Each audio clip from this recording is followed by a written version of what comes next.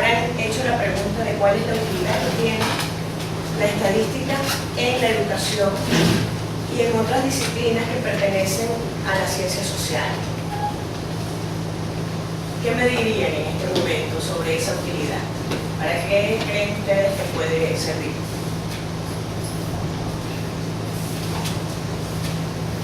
La población de alumnos, de personas que existen en las notas. Exacto. Para registrar esos fenómenos, ¿verdad? ¿Alguien que aporte más? También podría ser para ver un patrón de comportamiento en ciertas situaciones. Correcto, ¿verdad? La educación implica seres humanos, de manera que nosotros siempre vamos a estar frente a poblaciones y esos patrones, como mencionas tú, de conducta, a veces cuando son reiterativos o cuando son muy extraños, pues nosotros los vamos a poner en evidencia a través del uso de los métodos estadísticos. Entonces, quiere decir que sí están en sintonía con la utilidad que pudiera llegar a tener esta disciplina. Resulta que nosotros vamos a conocer un conjunto de medidas en este curso que están referidas a las poblaciones. El concepto de variable ya fue abordado por ustedes. Y una variable, cuando tú la buscas en una población, en un sujeto, se transforma en una medida.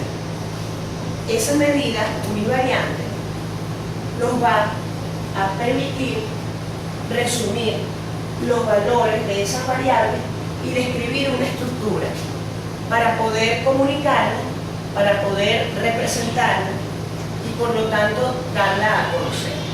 Para eso es la estadística como herramienta dentro de lo que es la educación y además de eso en la ciencia social como tal. Además de eso, a través de tablas y representaciones gráficas, nosotros podemos presentar de una manera más organizada esa información.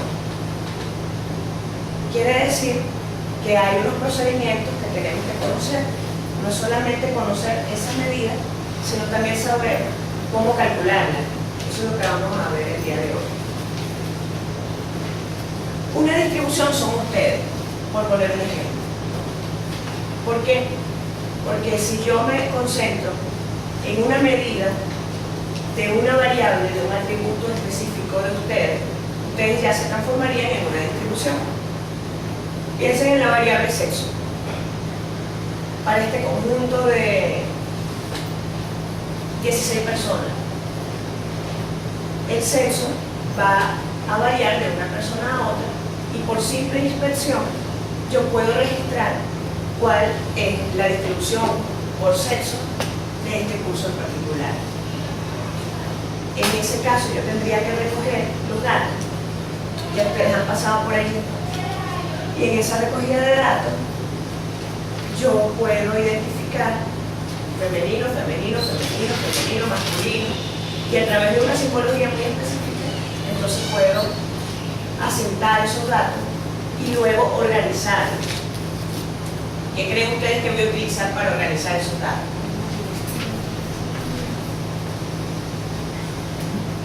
¿Qué se puede utilizar para organizar un conjunto de datos? Tablas, ¿verdad? ¿Las han visto? Sí. Fíjense, siempre hay que aplicar un primer paso para comprender la estructura de los datos. Aquí pudiera ser la simbología F para femenino y M para masculino. Y ese solo hecho de darle una sigla a cada una de las personas en función de su sexo aparente me va a permitir a mí organizar a primera este conjunto heterogéneo de datos que tengo frente a mí en este momento. Como investigador yo puedo decir, bueno, pareciera que en este conjunto, en esta distribución que son ustedes, predomina. ¿Cuál sexo creen ustedes que predomina? Pero esa es mi primera impresión. Para poder transformar esa impresión en una medición, yo tengo que comenzar a registrar uno por uno los datos. y me voy a encontrar con 3 sujetos de sexo masculino en un conjunto de 16 personas, como decíamos, ¿cierto? ¿Qué puedo hacer yo para darle más estructura aún a esos datos?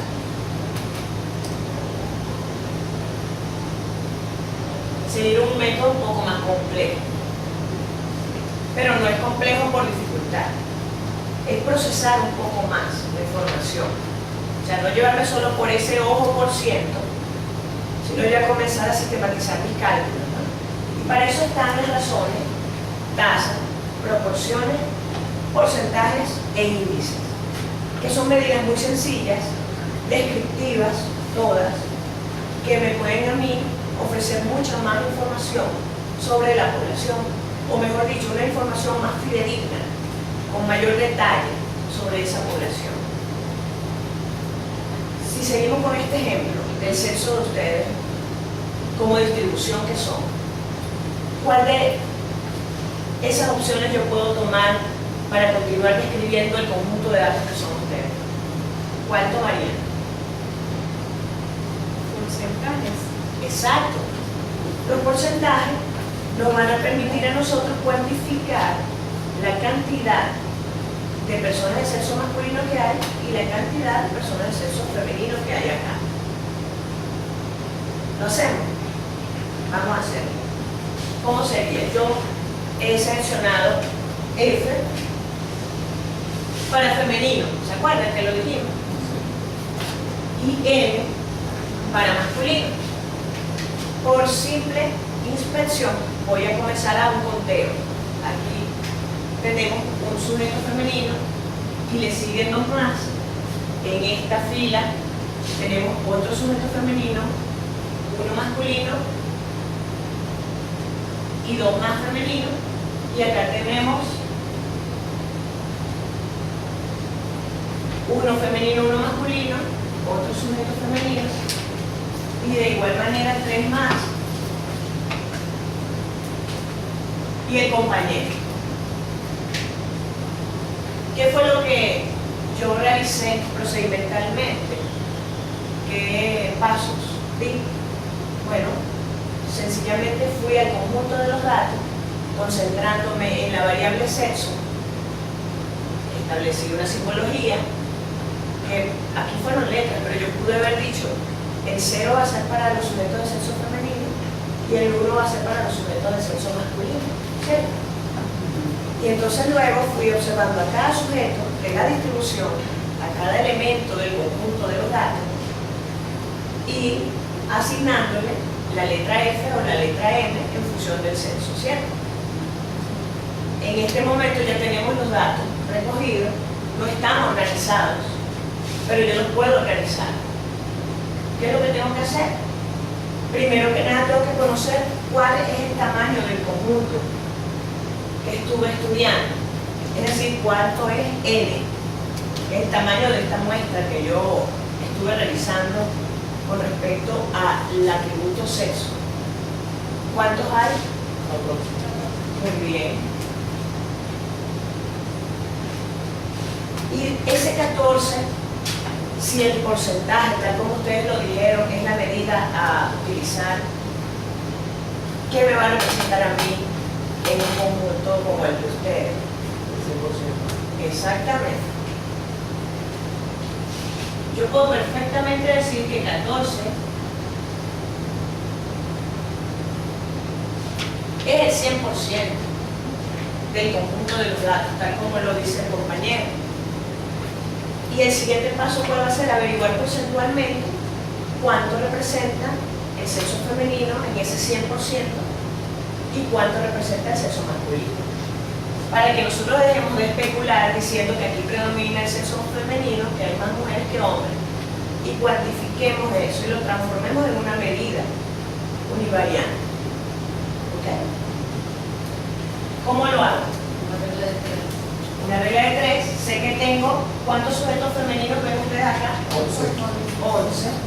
Entonces, si yo tengo 14 y ellos representan el 100%, nosotros tendríamos que ver cuánto en porcentaje representan 11 sujetos.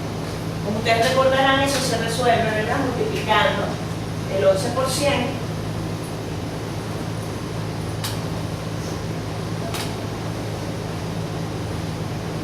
y dividiendo entre el total del conjunto, que sabemos que es 14. ¿Cuánto les da ese cociente? 78,57%. Excelente.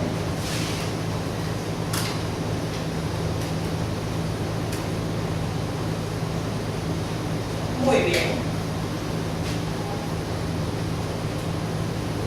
Quiere decir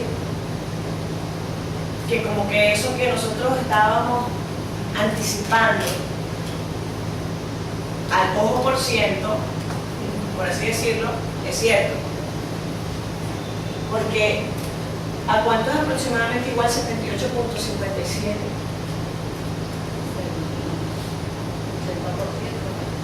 O sea, habría que hacer una aproximación por exceso, ¿cierto? Dado que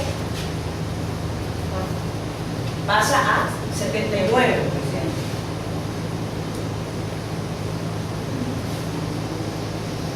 Pero esta conclusión que tú aportaste a priori nos lleva a un 80%. Está bien pensar así, bueno, imagínate, apenas 20% es de sexo masculino. Sería nuestra inferencia inmediata, ¿cierto? ¿Por qué? Porque de solo restar de 100, ya yo me entero porque más o menos 20 va a estar representando a la otra categoría nominal, que es la del sexo masculino. Entonces, ya no estamos especulando, ¿no es cierto? Hemos determinado una medida univariante, referida a una variable, que en este caso fue el sexo de esta distribución.